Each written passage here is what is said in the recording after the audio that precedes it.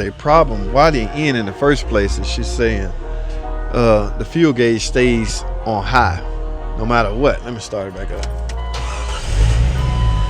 Look at that. The fuel gauge runs straight to high. Full. Okay.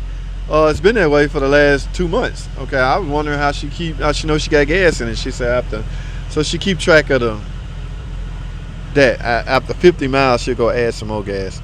But this never moves. Where does this signal come from? The fuel level sending unit on the fuel pump. Okay, now that's not really monitored on this year model like the newer cars is. Okay, so let's go on the body. Let's take a look at some. There's no BCM on a freaking Wrangler, but there is, however, the MIC is the module itself. MIC is a mechanical instrument cluster. Let's see if we got any codes in that. Look, not even available. Can't even see codes. Can't even see sensors. System test. What can you do in the system test?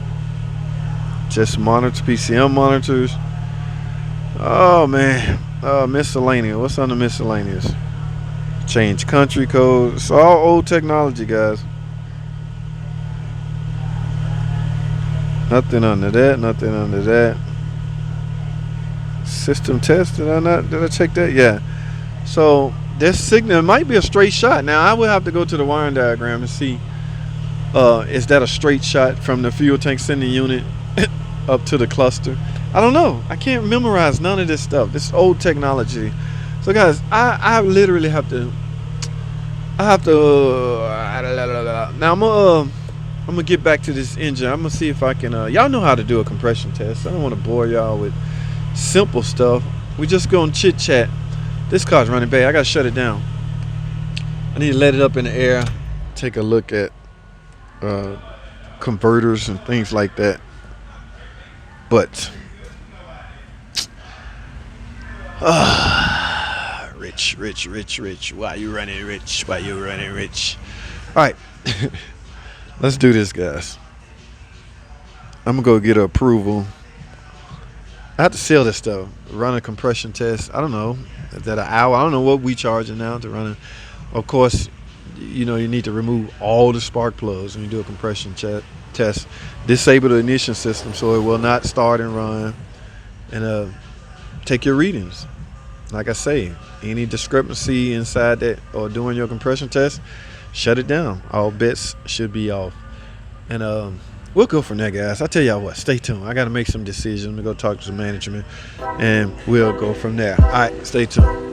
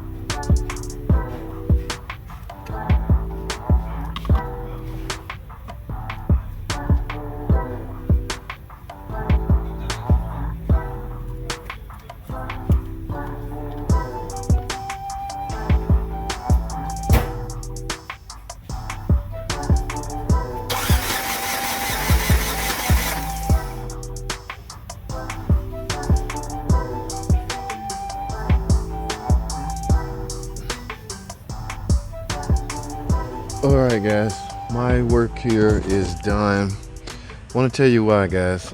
Now, this cylinder here, I might as well stop, okay, because I can't go any further, and there's really technically no need to go any further.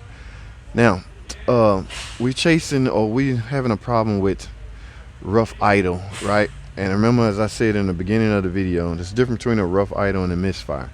Okay, now I decided to take it upon myself, without even going to ask for additional, time and pay, to do a compression test, guys. I'm a big fan of compression tests. You need to know the condition of the internals of the engine before you proceed with anything external. All right. Now, I've done this cylinder. I want to say 4, 5, and 6. Okay, 4 and 5 was good. About 5, 6 revolution, I got to 120. But number 6, this cylinder right here, it took me 10 revolution to get to 120. Now, guys, some of you may think that's minuscule or that's minor or no big deal. Yes, that is a big deal, guys. There's something going on internal. It should not have taken me that. And you can hear how it sounds as I was spinning it over. In this cylinder here, it was spinning over way fast, way too fast. Okay, there is a problem. I will stop everything now. Okay, engine's got internal problem, guys. Let me say this again. Doesn't matter what you do externally, plug wires, plugs, none of that matters if the internals have a problem. All right, and the way you can verify problems internally is either a compression tester or a cylinder leak down tester. Okay, I just verified that one of these cylinders is not holding up. What that will do is cause imbalance in the way the engine runs. All cylinders have to be on point. You can't have a 6-cylinder engine and only 5 cylinders are working as designed. All 6 cylinders has to work for the overall engine performance to be peak performance. All right, it just won't work. Don't even try it. That's engine 101. Okay, that's what you learn in basic automotive. If the internals are at fault, nothing else matters. All right, so I just want to hammer that home to especially the young guys. Now, I'm going to go write up something that we can't get anymore. Engine. Let me tell you something, the restrictions we're under. The Brothers Motors, there's a chance we could pull the head off and go in and find out exactly what's going on. But here they would not let me do that. Company policy have some policies in place that's designed to protect them from any potential lawsuits. Okay, so I'm not gonna risk my job to please, you know what I'm saying. Y'all know where I'm going with this. So I'm done here. Let me go explain my what are we doing? A compression test. Now you're pretty. This is an inline 6-cylinder, and guys, I'm training with this guy. Now He's see, the best you see right here, ever. down here, it broke up in there. So, but I can't remember if it's 1 or 6.